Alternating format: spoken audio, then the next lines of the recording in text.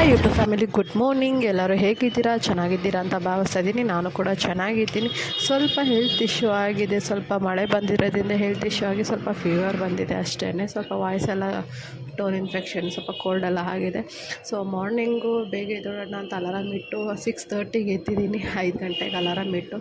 ಸ್ವಲ್ಪ ಹುಷಾರಿದ್ರಿಂದ ಟ್ಯಾಬ್ಲೆಟ್ ಎಲ್ಲ ತೊಗೊಂಡು ಮಲ್ಕೊಂಡಿದ್ರಿಂದ ಸ್ವಲ್ಪ ಲೇಟಾಗಿ ಎದ್ಬಿಟ್ಟು ಸ್ವಲ್ಪ ಬೇಗ ಕ್ವಿಕ್ಕಾಗಿ ಕೆಲಸ ಮಾಡೋಣ ಅಂತ ಮಾಡ್ತಾಯಿದ್ದೀನಿ.